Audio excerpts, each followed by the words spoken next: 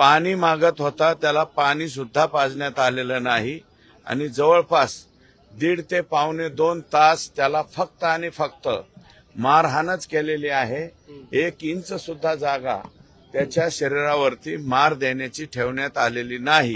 ज्यांच्या कोणाचे शागिर्द आहेत त्यांच्या आकांनी त्या शागिर्दांना सांगावं की लवकरात लवकर येऊन बिनभाड्याच्या खोलीमध्ये येऊन बसावं। आणि मंत्र्यांची संत्र्याची काय गरज आहे?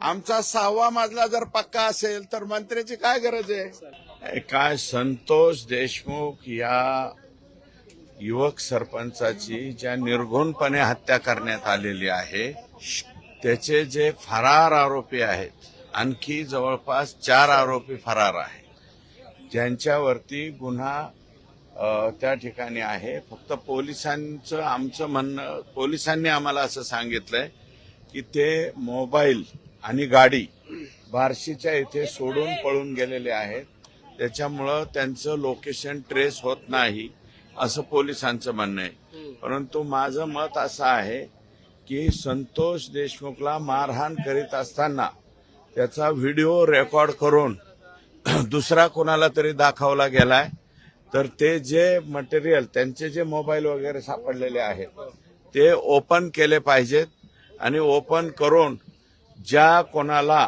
तो व्हिडिओ कॉल रेकॉर्ड करून दाखवण्यात आलेला आहे, ज्याला दाखवला गेला असेल त्याला सुद्धा 302चा आरोपी त्या ठिकाणी केला पाहिजे।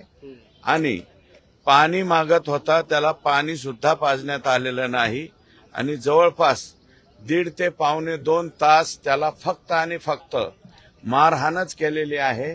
1 इंच सुद्धा जागा त्याच्या शरीरावरती मार देण्याची ठेवण्यात आलेली नाही। त्याच्यामुळं मी स्वतः माननीय मुख्यमंत्री देवेंद्रजींकडे SIT नियुक्तीची पत्र दिलेलं आहे। ते आज किंवा उद्याच SIT नियुक्त व्हावी आणि लवकरात लवकर, कारण याच्यामध्ये गोंधळ होऊ नये, अगोदर CID चौकशीची ऑर्डर झालेली आहे तिच्यामध्ये, कारण जनतेमधून किंवा पब्लिकमधून तिथं जे आंदोलन झालं होतं त्या आंदोलनामधून तशा प्रकारची मागणी आली होती, परंतु सामान्य माणसाला त्याची माहिती नसते। ही CIDचा तपास म्हणल्याच्या नंतर त्यांच्याकडं, मी काही CIDला नावं ठेवत नाही, परंतु पाहिजे तेवढं मनुष्यबळ नसल्यामुळं या इतक्या भयानक घटनेचा तपास त्यांच्याकडे न ठेवता लोकल पोलिसांकडेच त्या ठिकाणी ठेवावा आणि तशा प्रकारचं पत्र दिलंय। आज किंवा उद्या मी रात्री माननीय मुख्यमंत्री महोदयांची यासाठी भेट घेतलेली आहे, त्यांनी आदेशित केलेलं आहे आणि आज किंवा उद्यापर्यंत ही SIT गठीत होईल आणि गठीत झालेली SIT लगेच्या लगे ऍक्शन घेईल। आता सध्या ॲडिशनल SP तिडके मॅडम आणि मीना DYSP हे तपास करीत आहेत। तर म्हणजे विमा कंपन्या ज्या पद्धतीनं काही ह्याच्यामध्ये म्हणजे विनाकारण विमा मागण्याचं काही जे प्रकार होतात त्याच्यासाठी विमा कंपन्या काही डाटाचा वापर करतात, तशा प्रकारचा डाटा यांचा तपासला पाहिजे। गेल्या 1 वर्षभरामध्ये हे जे आरोपी आहेत यांचे कोणाकोणाबरोबर कॉल झालेले आहेत, कोणाकोणाला किती वेळा कुठं भेटलेले आहेत आणि त्यांच्या अकाउंटवरून काही ट्रान्झॅक्शन झालेले आहेत का, आणि जे म्हणजे पैशाच्या वादातून वगैरे हा खून झालेला नाही। मुळात संतोष देशमुख हा युवक सरपंच 3ऱ्यांदा सरपंच झालेला आहे, त्याला स्वतःचं राहायला घर सुद्धा नाही, अतिशय गरीब आहे। फक्त दलित समाजाच्या एका वॉचमनला मारहाण केली म्हणून, का मारहाण करायला फक्त विचारायला गेला म्हणून इतक्या बेरहमीने त्याला मारण्यात आलेलं आहे। हे जे आरोप आहेत हे आरोपी लवकरात लवकर सापडलेच पाहिजेत, अशा प्रकारचा आमचा आग्रह आहे। काल मंत्री धनंजय मुंडे असं म्हणाले की यामध्ये दुसरा कुठलाही अँगल नाहीये, आर्थिक देवाणघेवाणीच्या वादातून 1 रुपयाची आर्थिक देवाणघेवाण संतोष देशमुख याची कोणाबरोबरही नाही, हे मी ठामपणे सांगतो।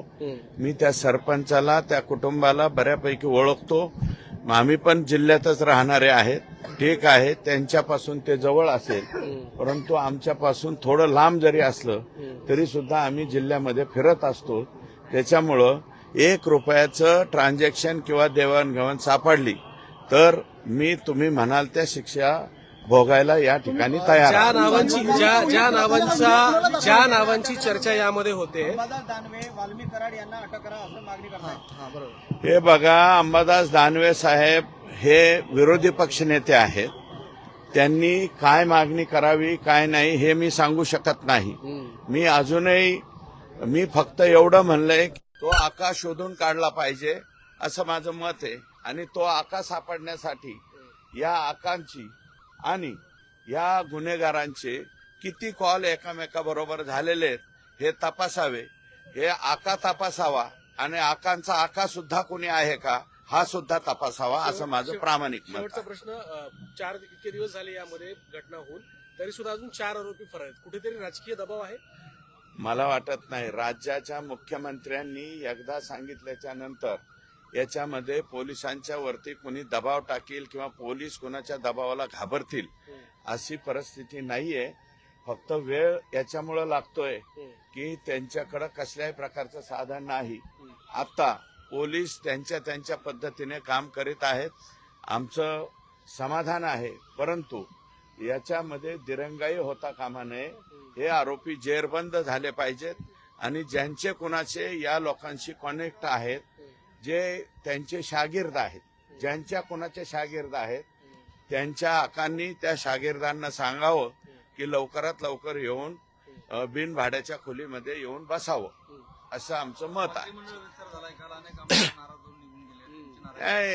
नाराज वगैरे होत नसते. तो पार्टीने निर्णय घेतला. इच्छुक कुठपर्यंत असतो, संधी मिळेपर्यंत प्रत्येकाने इच्छुक राहिलं पाहिजे. आणि मग ज्यांना संधी मिळाली ते खुश आणि ज्यांना नाही मिळाली नाराज होण्याचं काय कारण नाही. भविष्यामध्ये मिळेल संधी, नाही तर नाही मिळेल. सगळ्यांनाच मंत्रिपद द्यायचे म्हणल्यावर 288 मंत्रिपद इथं तयार करावं लागतील ना.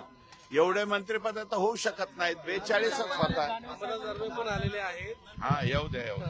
माझं झाल्यावर दानवे साहेबांना विचारा. आमच्या दोघांची एकमेकात खिचडी करू नका अशी माझी विनंती आहे. हा, माझं होऊ द्या. माझं झालं असं म्हणा, माझा मी निघून जातो. हा, तर नाराजी वगैरे कोणी काही ठेवू नये.